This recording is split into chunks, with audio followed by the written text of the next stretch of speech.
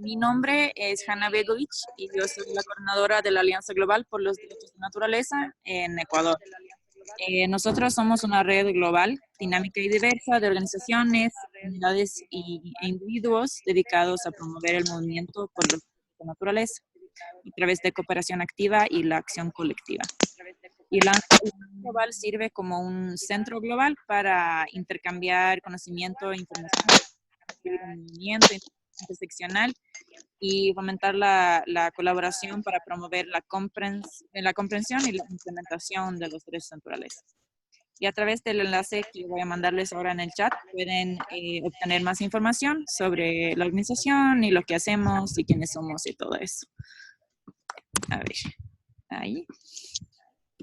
Y yo voy a facilitar este webinar, así que si tienen alguna pregunta o si algo no funciona, avísame por el chat.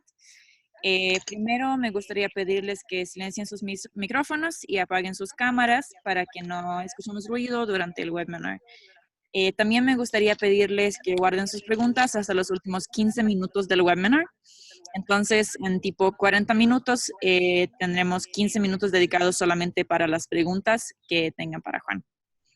Y lo que haremos es lo siguiente. Entonces, si tiene una pregunta, escribe su nombre en el chat con la pregunta y le coloco en una lista. Y de esta forma nos aseguraremos que, o sea, de no olvidar a nadie y que el orden sea justo. Y yo aviso a cada persona cuando sea su turno, enciende su micrófono y cámara si quiere y hace su pregunta a Juan. Y por favor, haga su pregunta lo más concisa posible para permitir que la mayor cantidad posible de participantes tienen suficiente tiempo para hacer sus preguntas también. Y muchas gracias por su atención, Juan.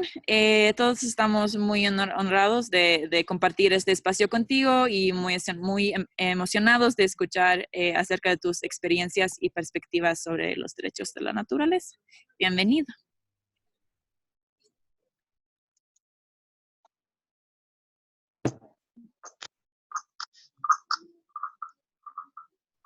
Hola, buenos días a todos.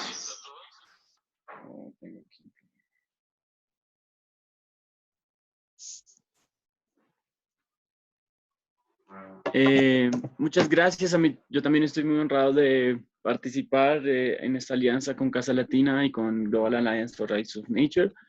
¿Se me escucha bien? Sí, sí. ¿Hola? Sí, te escucho. Bien, mi nombre es Juan Sebastián Acosta, tengo 30 años, soy artista plástico de la Universidad Nacional y activista de los derechos de la madre tierra desde hace ya varios años. Hoy quiero compartir algunos de las aproximaciones interculturales que hemos tenido acá en la red de investigación en derechos de la madre tierra que hemos activado desde el año pasado para preparar el camino de realización del tercer foro internacional acá en Colombia. Entonces he decidido llamarlo La naturaleza como madre. Voy a compartir ahora mi pantalla para que puedan ver eh, las diapositivas que preparé. A ver si funciona rápidamente. Bien, ¿todos lo ven?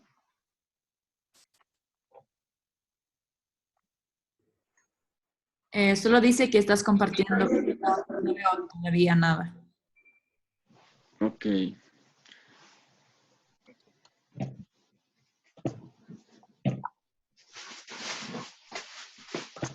A ver, está un poco lento desde mi computador. Voy a intentarlo desde el celular para facilitarlo.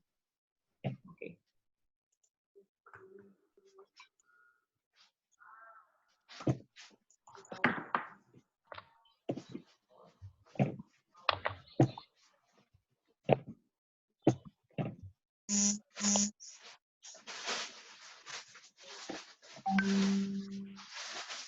Aún no lo ven, ¿verdad?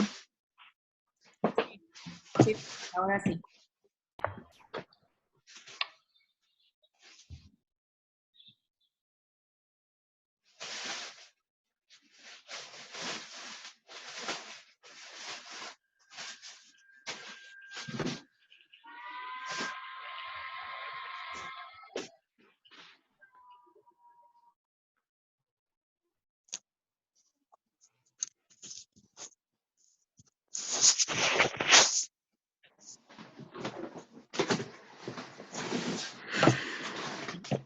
Bueno, quisiera empezar por decir que el esfuerzo que hemos hecho acá en Colombia para organizar un equipo de trabajo en torno a los derechos de la madre tierra estaba vinculado a un proceso de investigación eh, en el que vinculamos varios centros de investigación de varias universidades acá en Bogotá principalmente.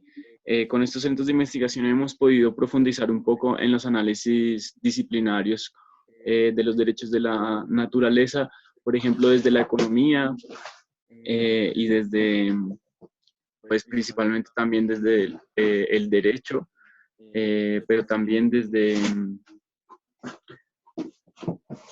la filosofía, la ética, las cosmovisiones. Varios de estos centros de investigación son centros que están asociados a programas de estudiantes indígenas o con profesores que tienen una mirada intercultural. Y pues yo hago parte del equipo de trabajo de investigación de la Universidad de Sabiduría Ancestral, que es una iniciativa independiente alternativa que está buscando proteger, darle valor y extender las enseñanzas de los pueblos ancestrales acá en Colombia. Entonces, se perdió, ¿no?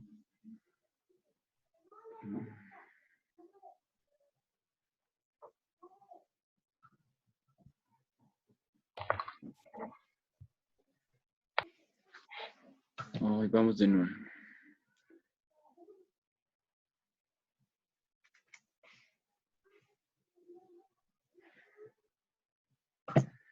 Entonces, con este grupo de investigadores hemos definido varias líneas de investigación. Una, como les contaba, en economía, gracias al equipo de economistas de la Universidad de La Salle, que tienen un foco en las alternativas al desarrollo y el buen vivir. También al equipo de investigadores de la Universidad Libre, que tienen un grupo de investigación en ecología política y ecología humana, con bioética. Y bueno, así a lo largo de la presentación les iré también nombrando a algunos de los colegas. Yo debo agradecer a toda la labor que ha hecho no solo la Alianza Global y el Consejo de Asentamientos Sustentables, sino también aquí a todos los compañeros en México, en Brasil y acá en Colombia que se han dedicado a investigar esto. Lo que quiero hacer hoy es como anotar algunas pequeñas percepciones que desde los pueblos ancestrales y desde otras culturas afirman sobre el conocimiento de la naturaleza como un ser madre. Hay un cambio que nosotros hemos venido dialogando sobre los derechos de la naturaleza. Han sido llamados, aquí los usamos de manera como un sinónimo a referirnos a los derechos de la madre tierra. Sin embargo, estamos conscientes de que el aporte desde Latinoamérica a los derechos de la madre de la naturaleza tienen que ver con reconocer que la naturaleza es un sujeto de derechos, pero que además tiene unas características propias en las visiones de los pueblos ancestrales, y es considerada una madre, es considerada una mujer que da vida, que da alimento, y bueno, y que es de la cual somos todos sus hijos. Es una relación diferente a la relación con naturaleza, como el entorno ambiental. En la Constitución de Ecuador está muy bien planteado como Pachamama, que se incluye este escenario donde se realiza y se reproduce la vida, pero yo quiero hacer aquí énfasis en nuestra relación con ella como una madre. Entonces, voy a empezar por esta red de investigación que les contaba. Es una red multidisciplinar, es una red intercultural, y al principio en los fundamentos filosóficos nos preguntábamos cuál es el fundamento de eso que llamamos racionalidad, y hacemos como un paralelo entre el saber científico y el saber propio o el saber ancestral, porque de cierto modo para poder influir en las políticas públicas y hacer incidencia jurídica necesitábamos tener unos muy fuertes argumentos científicos que son los que generan credibilidad en este mundo, digamos, de la política y de las leyes. Sin embargo, todos los principios vienen también como del pensamiento originario y no necesariamente están digamos, citados o indexados como pensamiento científico. Entonces empezamos a preguntarnos hasta qué punto la ciencia estaba reconociendo la crisis civilizatoria, la crisis ambiental, y nos dimos cuenta que es también una crisis en la misma ciencia, en el mismo modo de hacer la ciencia. Entonces, el paradigma científico está también llegando a sus límites. Hay una oscuridad científica si nos diéramos cuenta, los alcances de la ciencia contemporánea con toda su tecnología, a pesar de todos los avances desde la ilustración hasta aquí, todavía es realmente lo que se desconoce. Eh, ignoramos la real composición de la mayor parte del universo, es decir, los físicos contemporáneos solo saben sobre el 4 o 5% del que está compuesto el universo, sobre la materia física. El resto es materia oscura, energía oscura y otro montón de cosas que no entendemos cómo funcionan. Entonces, en realidad, la física actual solo habla en muchas partes sobre una teoría o sobre teorías que se conectan y de ciertas maneras unos imaginarios que, por ejemplo, en el caso de la física cuántica empiezan a conectarse con verdades que ya han afirmado las culturas ancestrales desde hace milenios.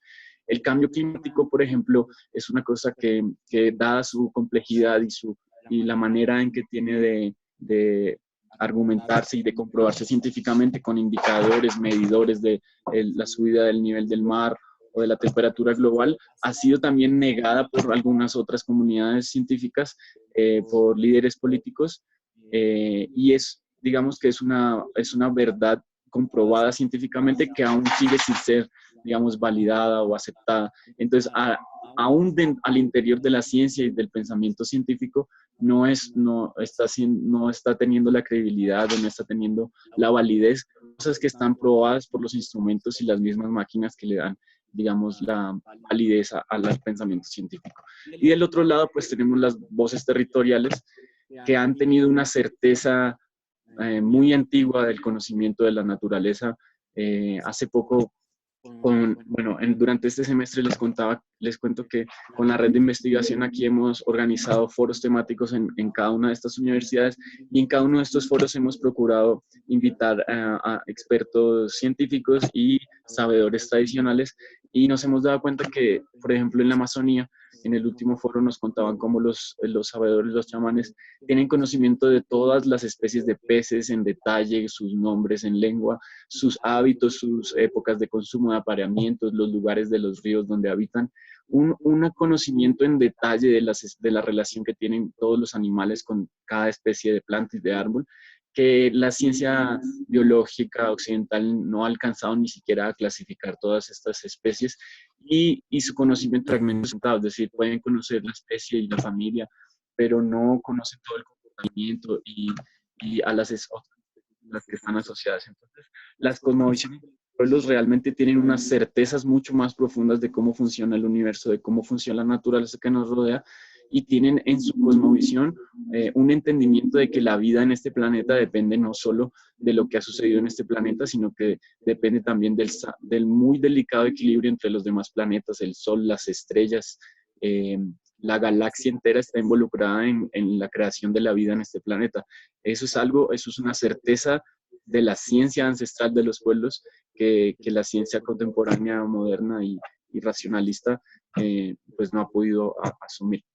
Entonces, partiendo de esos dos mundos del saber o de esas dos epistemologías, por llamarlo, estamos ordenando toda la investigación y el foro internacional en este diálogo de saberes, o en esta ecología de saberes. De un lado, pues las disciplinas y los conocimientos científicos, y del otro lado las cosmovisiones y las filosofías propias que no necesariamente están puestas en un libro, sino que usualmente vienen de la tradición oral. Entonces hay unas adecuaciones que hacer en ambos casos. En el caso de los derechos como tal, o en el caso de la ciencia jurídica, de la ciencia del derecho, también hay una revolución que plantean los derechos de la naturaleza, y es que está reordenando los principios mismos del derecho. Ya hemos visto con otros defensores de los derechos de la naturaleza que es muy paradójico que las empresas y las corporaciones, no siendo entidades humanas, tengan derechos, y que sea tan descabellado concebir para muchas personas concebir que un río, una montaña, un ecosistema tenga derechos. Aquí hago una cita de un antropólogo aquí de la Universidad Nacional de Colombia, que dice que en la actualidad le reconocemos derechos a la mujer, le reconocemos derecho de autonomía a los pueblos, el derecho a ser libre, el derecho a respetar la libertad de los otros, el derecho a la educación, a la vivienda, a la salud, e incluso el derecho que postulaban los filósofos franceses del postestructuralismo al deseo. Pero estos son todos derechos formales de la modernidad, la justicia, la igualdad y toda una serie de demandas de la dignidad humana. Pero Ariel José, este antropólogo, habla de que hay que ir más allá, de que aquí en Latinoamérica tenemos una realidad que se configura desde lo mágico y habla de que es hora de tener derecho a no obedecer los estatutos de ese mundo autorizado, tener derecho a la imaginación infinita, tener derecho a la fantasía, a la magia, a la autocreación, al autodesarrollo y principalmente a ser por uno mismo. Incluso habla de la propuesta de los surrealistas de tener derecho a ejercer nuestra propia y desatinada locura. Yo lo pongo aquí porque para muchos, y nos hemos encontrado con muchos científicos y juristas que creen que las verdades que tiene, el conocimiento que tiene el chamán o el conocimiento que tiene el saber tradicional es solo una metáfora o es una locura o es un acto de alucinación y lo desvalidan, así como ha hecho toda la modernidad y todo el imperialismo, como un epistemicidio. No consideran eso como una verdad científica, sino como una alucinación. Entonces, la primera recuperación que debemos hacer es que el conocimiento humano también aprende y también se alimenta de esas otras cosas que no son racionales, de la subracionalidad, de la irracionalidad o de otras formas de racionalidad que nos enseñan también sobre nuestra relación con la naturaleza. Y luego entrando en la evolución jurídica de la creación, estas bases filosóficas del derecho suponen que no solo se logren las reformas, digamos, a nivel de las leyes, sino que esas reformas de las leyes implican una necesaria ecología de saberes y una nueva emergencia de paradigmas éticos e ideológicos que vienen gestándose desde el siglo XX.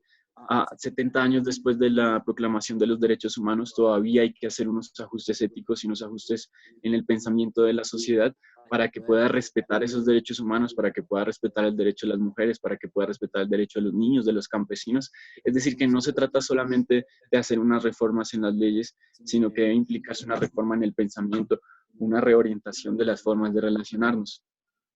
Y aquí, continuando con el argumento anterior, no hemos podido acceder a lo que muchos filósofos en Occidente han aludido como una semiótica trascendental de Peirce, como una subracionalidad de Bachelard, sino que todavía nos movemos todavía en ese terreno de la razón instrumental, de relaciones elementales, de un relato autorizado que dice cómo fue una creación única del cosmos, cómo son las cosas desde un pensamiento, digamos, hegemónico.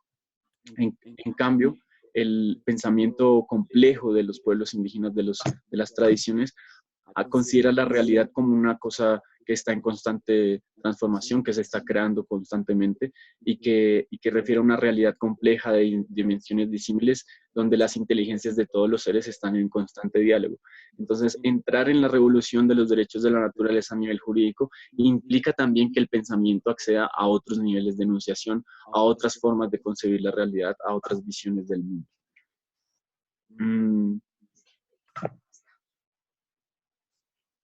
¿Cuál? No. Perdón.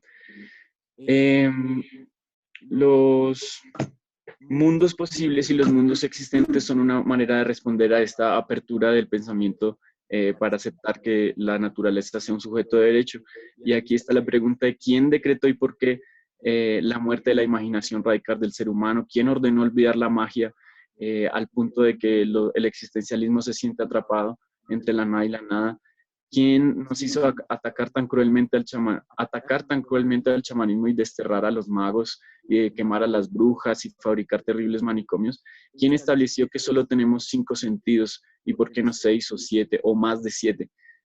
No se trata de estas realidades del mundo chamánico, del conocimiento de los pueblos ancestrales, no son unos cuentos de hadas, no es un invento posterior a la racionalidad, no es una fantasía barata como lo hacen ver muchos, sino que nos enfrentamos a una concepción nueva, que paradójicamente es también lo más antiguo. Que la física cuántica esté validando los conocimientos ancestrales hace notar que lo más antiguo, las verdades más antiguas de las sociedades están ahora logrando a través de la complejidad una validación, como la mente mayor. Los chamanes del Amazonas, del Cauca, de la Sierra Nevada, tienen muy claro que hacemos parte de una configuración inteligente mucho más amplia y que la conciencia está descentrada, que nuestra conciencia puede devenir en otra conciencia o que puede devenir en un ser diferente, ¿no? En una melodía diferente.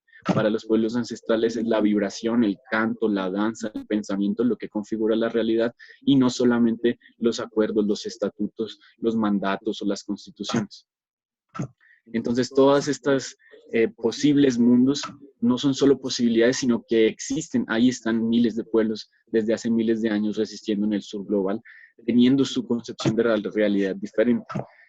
Y por otro lado, desde el sur, acá en Latinoamérica y en otras partes del sur global, esta resistencia epistemológica o esta resistencia al pensamiento ha tenido que empezar a ser muy creativa porque las leyes pues no modifican la última realidad. Ahí están muchas, la Constitución de Colombia por mucho tiempo, la Constitución ambiental, otras leyes en otros países que son muy bellas, pero que tienen dificultad en su aplicación. Vale la pena anotar que los...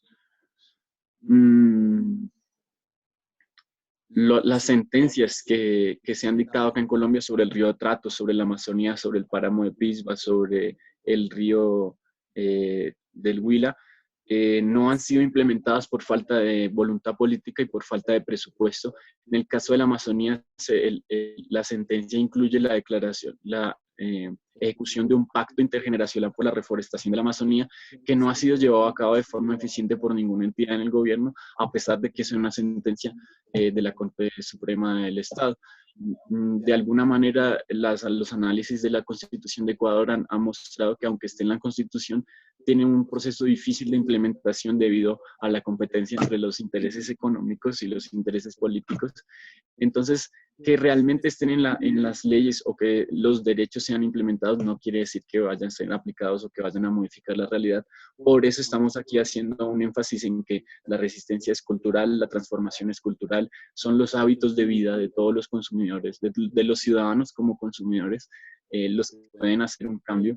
Y seguramente la defensa de los derechos, así como todos los otros derechos conquistados en la historia, van a entrañar una movilización, un seguimiento, una revisión, un movimiento creativo de parte de la ciudadanía para estar respaldando estos movimientos de incidencia política con los movimientos ciudadanos. Aquí pues aprovecho para citar a Vandana Shiva diciendo que en nuestro verdadero amigo de verdad es nuestro verdadero enemigo, es la estupidez institucionalizada, porque pues realmente es una tontería lo que se está haciendo desde las esferas del poder sin escuchar. También está Manari Ushiga desde Ecuador, mostrándonos un video que hay al link sobre las mujeres de la selva de Ecuador, diciendo que hay más ideas que el petróleo, que hay más ideas que lo que las corporaciones están queriendo explotar y que hay una forma de vivir mejor. Entonces, ya con todo este contexto, puedo entrar al tema central de lo que he querido compartir, que es la madre espiritual como parte central de la cosmovisión de los pueblos ancestrales. Aquí tengo algunos links que ahorita no voy a abrir para resumir, pero son solo como referentes en la que podemos consultar. Por ejemplo, en este de los 1000 nombres de la diosa madre, en todas las culturas del mundo, desde Siberia, pasando por Grecia, en África, acá en el continente, han habido tradiciones que reconocen a la gran principal demiurgo o como la principal deidad o como la fuerza creadora del universo que estuvo antes, en muchos casos, incluso que el Padre. En mi caso, yo soy aquí muisca del altiplano cundiboyacense, se les llamaría Hicha Guaya, Hicha Madre y Guaya, Hicha Tierra y Guaya Madre, perdón, de la lengua muiscubún. Tiene una serie de mitos en los que es la abuela Bachué y la madre Guaya quienes crearon el universo. De la misma manera, muy importante la referencia a Pachamama, donde es un orden madre, donde se reproduce y realiza la vida según el texto de la Constitución. Y, digamos, esta madre tierra es la principal fuente de sustento de todos los pueblos ancestrales. También, y de manera interesante, está la resolución de la Asamblea General de la ONU, que cuando creó el Día Internacional de la Madre Tierra, incluyó este término de Madre Tierra por influencia del gobierno de Bolivia, como una expresión para referirse al planeta Tierra, que en diversos países y regiones muestra la interdependencia que tienen los seres humanos y las culturas y demás especies vivas del planeta que habitamos. De esta manera, cito dos mitos de las tradiciones ancestrales acá en Colombia. Uno es el mito Kogi, que me permitiré citar de pronto con más detalle, porque vale la pena conocer estas historias, que son lo que no está en los libros, ¿no? Lo que no tiene un autor referenciado, sino que ha sido transmitido oralmente. El mito Kogi se llama Aluna y se refiere a que al principio el mar era la madre. Dice textualmente en una recopilación que hace un antropólogo: primero estaba el mar, todo estaba oscuro, no había sol, ni luna, ni gente, ni animales, ni plantas. Solo el mar estaba en todas partes. El mar era la madre. Ella era agua y agua por todas partes. Y ella era río, laguna, quebrada y mar. Y así estaba en todas partes. Así primero solo estaba la madre y se llamaba Gauchoban. La madre no era gente, ni nada, ni cosa alguna. Ella era Aluna. Ella era espíritu de lo que iba a venir y ella era pensamiento y memoria. Así la madre existió solo en Aluna, el mundo más abajo, la última profundidad sola. En el caso de los Kogi, pues de la Sierra Nevada de Santa Marta, Aluna es este mundo originario donde todo estaba en pensamiento. Y está también la gran historia, que es el mito de creación de los Huitoto, mal llamados Huitoto, del pueblo Muru y Huinane, de la Amazonía, en la que dice: la madre existía cuando no existía nada, solo ella. Ella es aire, es agua, es conocimiento. Ella es la madre del agua que burbujea. Ella hasta allí es el aire del agua que burbujea, y ese vapor salido del agua fue el que en un momento dado ella engendró, y fue él quien llegó a ser el Padre Creador. Esa madre existe antes que nada existiera. Fue ella quien calladamente dio el primer suspiro, para que de ese suspiro, como una burbuja, naciera el Padre Creador, el Padre Unamaray. Y fue por ella, por nuestra madre Daiñueno, que comenzó la creación, porque ella engendró al Eterno, y por eso tomó vida el Padre Creador Unamaray, porque al engendrarlo lo engendró todo, porque Él es el primer creador y por eso lo llamamos nuestro Padre Creador.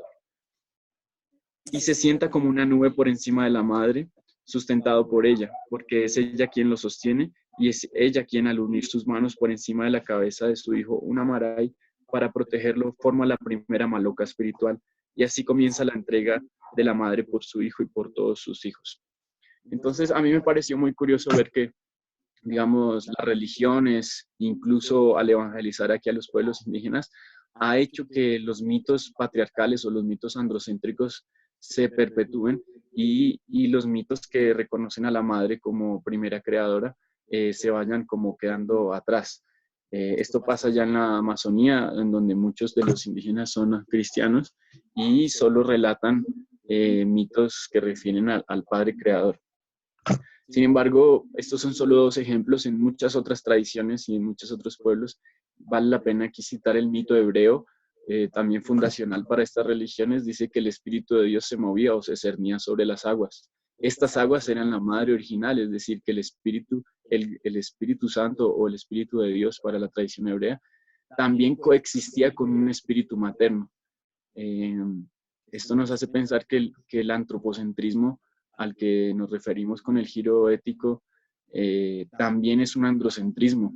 Está muy claro, y varios autores lo citan, que la opresión que se ejerce sobre la madre tierra es equivalente a la opresión que se hace a las mujeres. Vandana Shiva, en su ecofeminismo, también habla de la relación de explotación del territorio con la explotación de las mujeres. Entonces es muy importante entender en el pensamiento y en las fundaciones, en las cosmovisiones, cómo esta diosa ha sido tal vez relegada por una sociedad patriarcalista. Finalmente, en palabras de Eduardo Galeano, que la naturaleza no es muda, cuando él se pronunció sobre los derechos de la naturaleza, nosotros hemos aquí activado varias campañas para poder llevar este tema a la esfera pública, y una de ellas que ha sido muy, muy inspiradora es una frase que dice: si la madre tierra hablara a través de ti, ¿qué diría? Invitamos a la gente a que nos cuente ¿Qué cree que diría la Madre Tierra en esos momentos si le pudiera hablar a todos los humanos? Es una frase como con un mensaje encriptado, porque estamos seguros de que la Madre Tierra sí habla. Lo que pasa es que la gente en la ciudad, el mundo occidental, al alejarse tanto de los espacios naturales y de las tradiciones, ha pensado que el territorio está mudo, pero el territorio habla de muchas maneras y habla el corazón humano y habla el espíritu humano y también habla con indicadores y con mediciones y también habla con los desastres, con el cambio climático. Pero entonces, aquí también hago una cita de este mismo antropólogo que en un libro sobre chamanismo nos dio muchas guías sobre cómo entender el pensamiento propio de lo ancestral. Y dice que en la otra selva o en ese otro mundo donde está la gente pez, la gente árbol, la gente tigre, están los dueños del monte. Todos estos, digamos, categorías en donde se concibe a los demás animales como gente y los dueños del monte, por ejemplo, son asuntos que para el pensamiento racional occidental no son fáciles de entender, pero que estamos seguros que son realidades, así como la voz de la Madre Tierra es una realidad, la mente universal y esta manera de entender que hay unos seres que no son humanos, que nos cuidan y que cuidan el equilibrio. Eh, por ejemplo, él dice aquí que no es que el hombre haya creado a Dios a su imagen y semejanza, sino que el hombre y el jaguar y el pez y el árbol han sido formados a imagen y semejanza de la madre tierra, de la Pachamama. Entonces el tigre, el pez, el humano son signos en conexión dinámica con esta Pachamama y son creaciones que vienen del mismo hilo mágico y por lo tanto comparten caracteres biológicos y códigos simbólicos. Si somos todos hijos de un mismo reflejo creador, ¿por qué no podemos compartir, intercambiar, metamorfosear nuestras particularidades básicas? Es decir, para mí lo más importante de entender que la naturaleza es madre, no solo es los derechos de un sistema de vida, sino que es un sistema de vida que nos antecede y que nos dio la vida a todos, es entender que todos somos hermanos, que todos seamos hermanos. Aquí hay una fraternidad ecológica con las demás especies que se nos ha olvidado y que si creemos que esos hermanos no ayudan a sostener la casa común, pues estamos perdidos. Finalmente, solo me quedan dos cosas que decir y es que estas relaciones que hago con las sabidurías ancestrales lo que nos llevan es a retomar y a restablecer nuestra identidad en Latinoamérica. Sigue siendo un olvido de la herencia de los conocimientos ancestrales lo que nos tiene a nosotros pensando en el desarrollo o pensando que la tecnocracia científica puede darnos un bienestar, cuando todos los días vemos que el grado de calidad de vida de la gente que vive en las ciudades está muy por debajo de la gente que vive en equilibrio con la selva o con el bosque o con la montaña. Acá hay 120 pueblos indígenas en Colombia que nos muestran que han sido sustentables durante miles de años. Entonces, por ejemplo, aquí en Bogotá dicen que exterminaron a los muiscas, pero nosotros afirmamos que no los exterminaron y que siguen vivos en nosotros y que nosotros somos los nuevos muiscas, los nuevos nativos. Esta nueva identidad debe recuperar lo mejor de los saberes antiguos y claramente no se trata de volver a vivir como hace 500 años, sino también tomar lo mejor de las nuevas tecnologías y lo mejor del mundo occidental, pero para unir esas dos cosas, esta doble espiral, en una nueva identidad que se ancle profundo en las raíces de la tierra y también pues haga uso de las tecnologías del pensamiento, de la palabra y del aire. Entonces, sí, esta revolución cultural principalmente pasa porque restablezcamos la identidad individual, no solo como ciudadanos de un Estado-nación, sino como nativos del territorio. Es importante que esta identidad latina se afiance y se afirme porque solo así vamos a reconocer que la sabiduría que nos han heredado tiene una validez y tiene un valor inmenso y que la apropiemos en nuestra vida cotidiana y que no sigamos pensando en el terrorismo.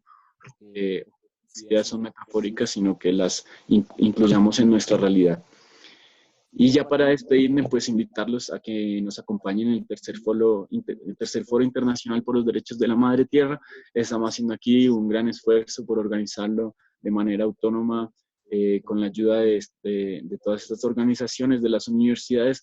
Estaremos del 1 al 4 de agosto de este año acá en Bogotá. Estaremos en la Biblioteca Pública Virgilio Barco, tendremos 2 días de ecología de saberes, de charlas, de expertos científicos de las universidades y también de sabedoras, abuelos y abuelas que nos contarán cómo piensan, cómo entienden la naturaleza como un ser vivo y como madre desde hace miles de años. Y bueno, tendremos el sábado una ofrenda ceremonial en la montaña y una mesa de articulación de la Alianza Latinoamericana. Y cerraremos el domingo con un festival, un concierto de artistas que llevan un mensaje de defensa de los derechos de la madre tierra y una feria de emprendimientos sustentables para que la ciudadanía también conozca las opciones de consumo saludables y ecológicos que existen. Entonces, bueno, estamos en plenos preparativos, confirmando todos los detalles para que todo salga muy lindo. Esperamos que muchas personas puedan conectarse y compartir con nosotros en este tercer foro internacional, que para nosotros ha sido una experiencia de formación profunda.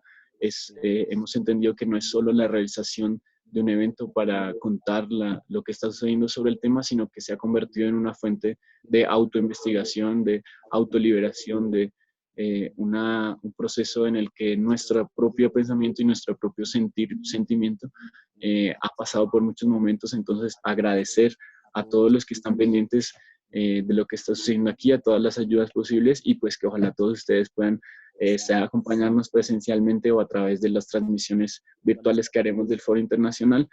Este 11 de junio es el último preforo o la última sesión del seminario de investigación que hicimos previo al Foro Internacional. Estará en la Universidad Libre un foro sobre justiciabilidad de los derechos de la madre tierra, bioculturalidad y autonomía territorial, para revisar bien desde el derecho cómo se han dado los procesos de implementación de las sentencias que han ocurrido acá en Colombia. Entonces, bueno, seguimos ahí por todas las redes y por todos los medios que tenemos compartiendo lo que aquí sucede en Colombia. Me resta nada más que agradecerles mucho por su presencia, por su atención y estoy atento a las preguntas. Muchas gracias. Muchísimas gracias, Juan. Vamos a seguir con las preguntas. Tenemos una pregunta de Diana. Podemos empezar con Diana. ¿Quieres hacer tu pregunta?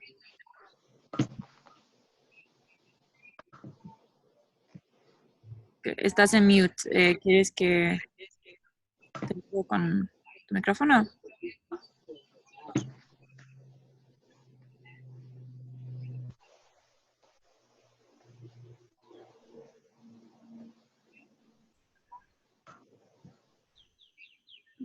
Diana. Hanna, Diana dejó como su pregunta en el chat y hay una mano levantada de Darana. Ya. Para adelantar, posiblemente tú podrías leerlo. Sí, yo voy a leer la pregunta y podemos continuar con Darana. Entonces tenemos una pregunta de Diana. Dice, me gustaría saber si puedo hacer parte de tu equipo para lo que viene en agosto.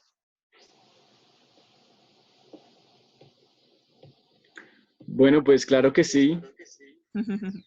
Aquí hemos organizado 3 equipos principales.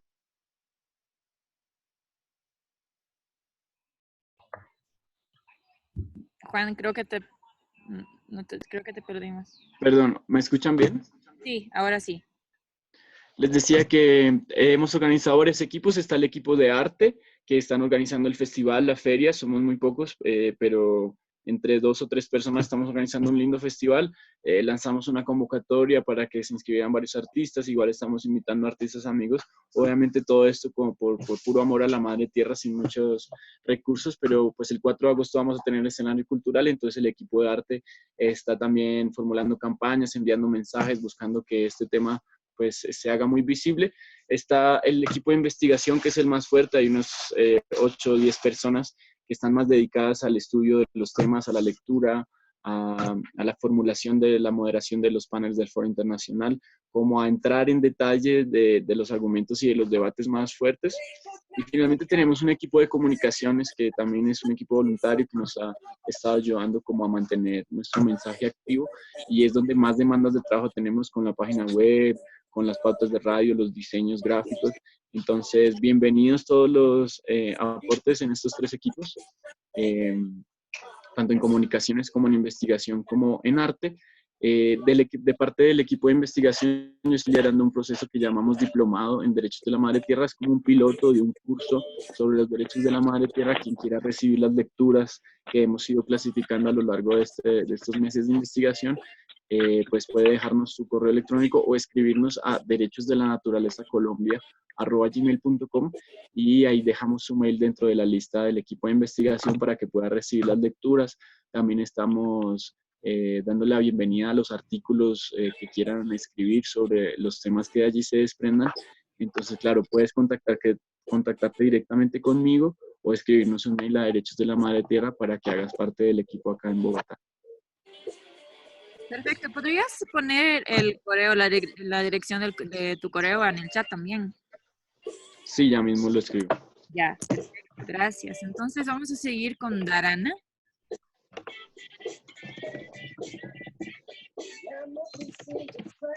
Hola, buen día para todos. Bueno, pues muy agradecida de tener esta oportunidad de poder escuchar como todo este proceso que se viene adelantando hace tantos años. Muy contenta de los avances. Siento que, bueno, traer, digamos, este discurso a las entidades educativas, a las universidades, es algo muy interesante y ahí es como donde empieza a surgir un poco mi pregunta. Nosotros, bueno, presenciamos desde Canto al Agua, que es un movimiento que ha venido a traer mucha conciencia de nuestra relación con la naturaleza.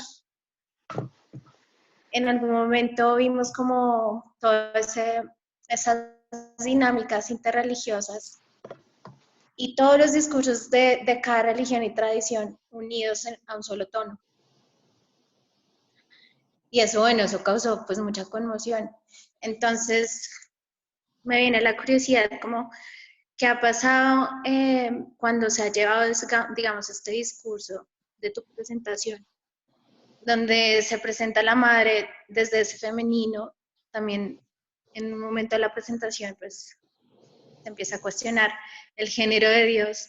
Entonces, como estas cosas que, digamos, es una nueva cosmovisión para este mundo occidental, pero es algo que está arraigado en los pensamientos ancestrales, en vez de causar separación, empieza a causar como un estado de unidad. O sea, queremos como que el discurso de, digamos, de ese despertar a que la madre, pues, es esa energía femenina que nos nutre, pueda llegar a unirnos en vez de separarnos, ¿no? Entonces, pues hay muchas, digamos, corrientes religiosas que son muy estrictas en ese caso. Entonces, me gustaría saber si ha habido como digamos, alguna complejidad cuando se comparte esta visión en la manera en cómo se están presentando los derechos y también como digamos, las dinámicas para llevar todo este discurso a algo más como gubernamental. También cuáles han sido como ¿viste, Clover? Las dificultades. Más que todo eso me gustaría saber. Gracias. Bueno, en cuanto a la diversidad interreligiosa, pues es muy interesante entender que las cosmovisiones de los pueblos de cierta manera son y no son religiones, pero ha habido como un interesante diálogo principalmente en torno al Laudato Si. Justo el lunes de esta semana estuvo aquí la Comisión Episcopal Colombiana organizando un foro con diferentes líderes religiosos, y también estuvo Eduardo Budinás, economista, investigador de los derechos de la naturaleza, en un diálogo en el que el Laudato Si, o la carta, la encíclica del Papa, deja las bases filosóficas, éticas, para que la religión también considere que la Madre Tierra es una parte fundamental del respeto a la divinidad. Porque, digamos, desde el caso católico habla de que es la creación de Dios. Entonces, la creación de Dios, o el alimento que Dios nos da a través de la naturaleza, es divino también, es esa casa común muy influenciado el Papa Francisco por las reflexiones de Leonardo Boff, con la ética de la tierra, con la casa común.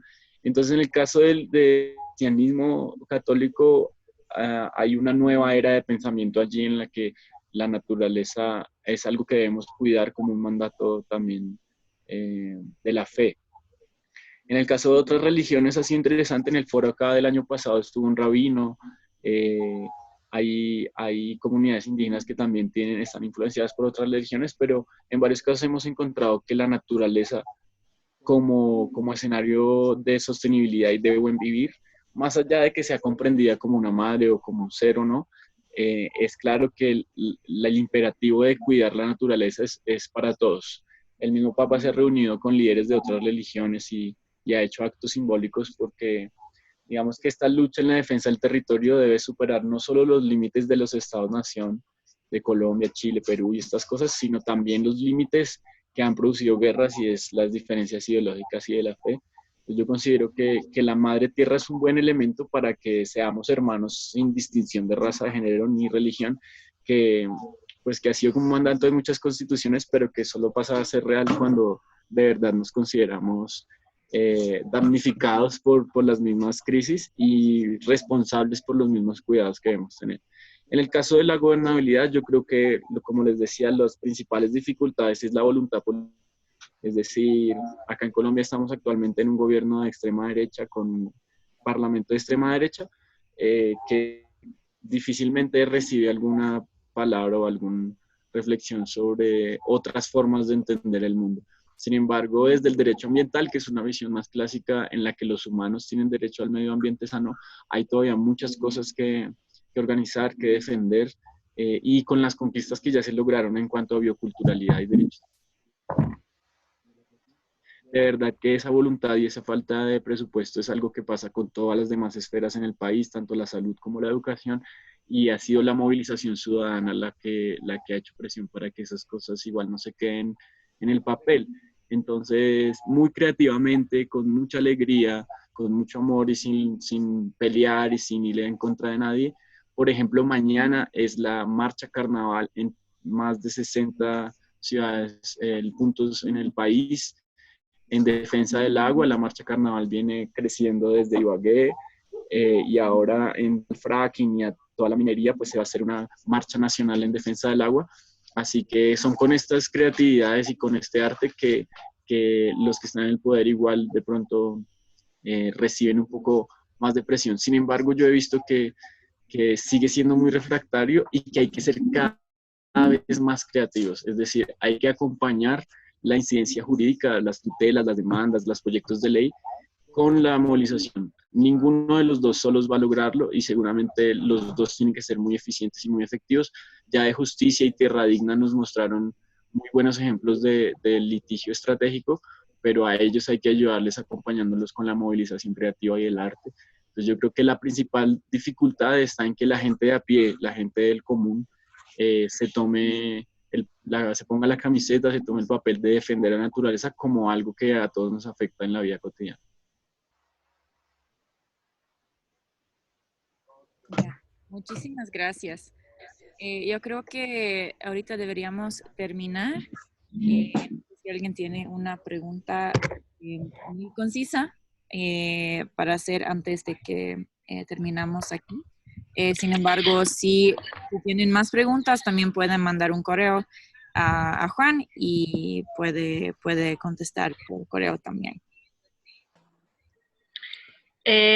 No tengo una pregunta, solamente algo que decir, que acá en Brasil estamos aprovechando esta semana del medio ambiente y empezando campañas de recolección de asignatura para el reconocimiento de los ríos. Entonces estamos llamando, por ejemplo, el río San Bartolomeo, río de derechos, y así lo estamos haciendo en otros lugares también. Y estas acciones no necesitan como cambiar toda la estructura o la constitución de un país, pero son a partir de estos ejemplos, de estos pequeños ejemplos que empezamos a cuestionar la naturaleza y a regalar derechos a ella. Entonces, cuando yo escucho como derecho de la naturaleza, a veces puede pasar o percibir que algo es muy subjetivo, pero cuando pongo en la plática lo que quiero con esta protección del río, se torna algo más palpable. Y eso se puede empezar por cualquiera. Entonces, como no necesitamos también esperar para tener una figura jurídica súper pronta para empezar a hacer acciones, ¿no? Basta como empezar a articular con quienes ya estamos haciendo algo, y desde ahí es solo como una campaña para movilizar la sociedad civil, y ahí sí como regalar autonomía a estas personas para que cuando tenga una fuerza colectiva, el proceso se salga más rápido y más fácil también. Y me gustaría mucho agradecer Juanito, que se parece muy más niño ahora con el pelo corto, que ya era un niño, ahora se parece muy más. Y agradecerle inmensamente porque está como jalonando.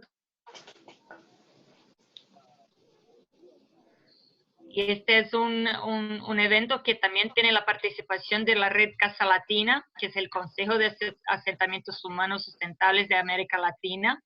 Y mucha agradecida también a la Red Global por los Derechos de la Naturaleza, que siempre está como acomodando todo lo que estamos haciendo alrededor del mundo, especialmente acá en América Latina. Entonces, muchas gracias a todos. Y me gustaría invitarles a aprender sus micrófonos, porque si hay algo que aprendí con los colombianos, es que el cuento que no se cuenta, no cuenta. Entonces, como a través de esta foto vamos a contar lo que se pasó acá hoy para movilizar más gente para estar presentes en este tercer foro internacional por los derechos de la naturaleza. Sí, por los comentarios finales, Jenny, si me permites. Claro. Yo también Yo confío en que este público que va a estar hoy en el webinar, digamos, ya está medianamente sensibilizado, ya nosotros estamos en un proceso de despertar la madre en nosotros.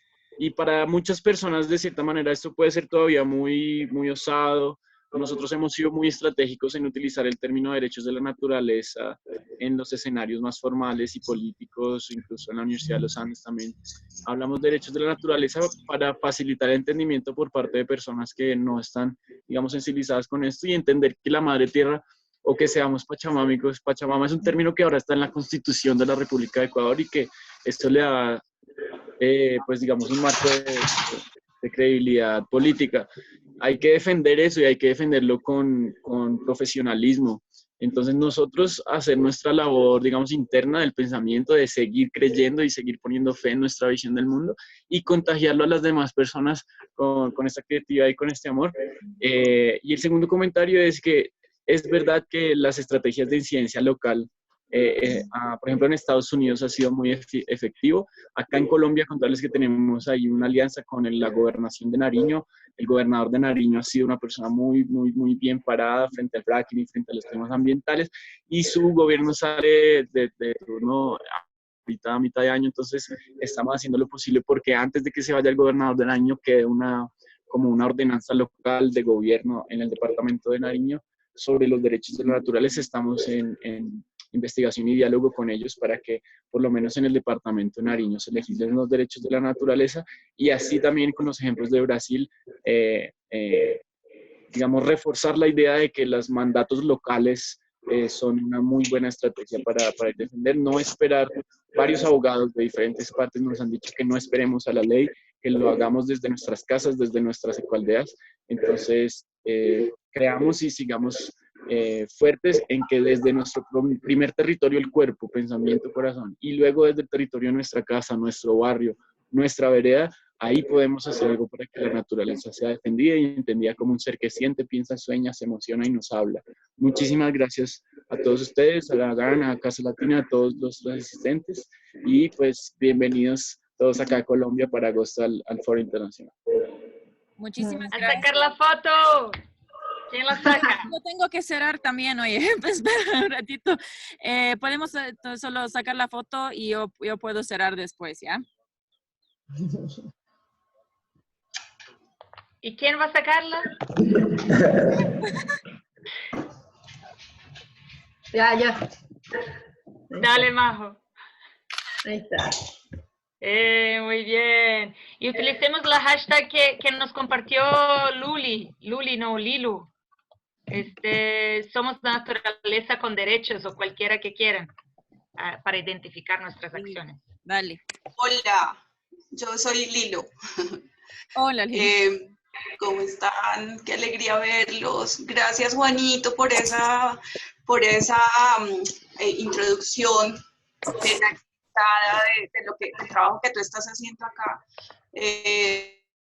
Quiero contar que esto ha sido un trabajo de más de un año. Juan en media hora cuenta, sin embargo, esto ha sido un trabajo semanal que él ha mantenido vivo a pesar de la lluvia, a pesar de que no tiene a veces, voy a contar, Juanito, no tienes a veces un peso para un bus, para desplazarte. Él está siempre ahí presto a mantener vivo este proceso. Yo soy parte del equipo de comunicaciones.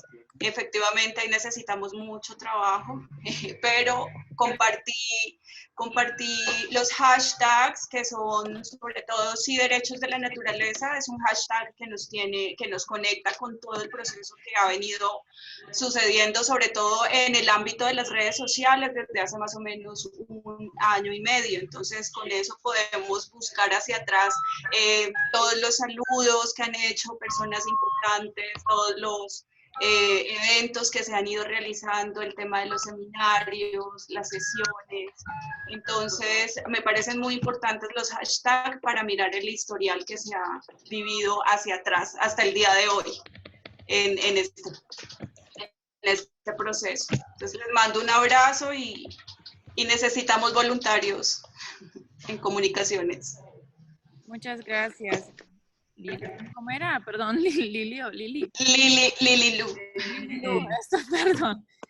Perdón, yo tengo que seguir a otra reunión, pero ustedes pueden continuar aquí. Yo solo tengo que cerrar y decir algunas cosas. Si tienen algunas preguntas para la Alianza Global o sobre el webinar, pueden también mandar un correo a organizer@nature.org. Entonces, esta es la última sesión de webinars de esta serie, pero si desea participar en más webinars, me complace informarles que estamos desarrollando una segunda serie en este momento que se lanzará en agosto de este año. Y esta serie de webinars se centrará en la sabiduría indígena y los derechos de naturaleza, con pueblos indígenas de todo el mundo compartiendo su sabiduría y trabajo para proteger la madre tierra. Y para saber más de qué hace la Alianza Global y también más información de esta serie que se va desarrollando, y para más información sobre nuestra plataforma de membresía, pueden usar este enlace que les mando ahora en el chat. Aquí hay una específicamente para la plataforma de membresía. Y también quiero compartir el formulario de evaluación. Eso hacemos para cada webinar, para aprender y saber más de qué piensan ustedes, ¿no? Participantes sobre el webinar y la serie en general. Entonces, les mando aquí el link en el chat para que pueden contestar algunas preguntitas. Y también voy a mandarles un correo o de todas las personas que se han registrado por el formulario, y ahí les mando la grabación de este webinar. Y cualquier pregunta tienen mi correo. Muchas gracias por participar. Vale, gracias a todos. Muchas gracias.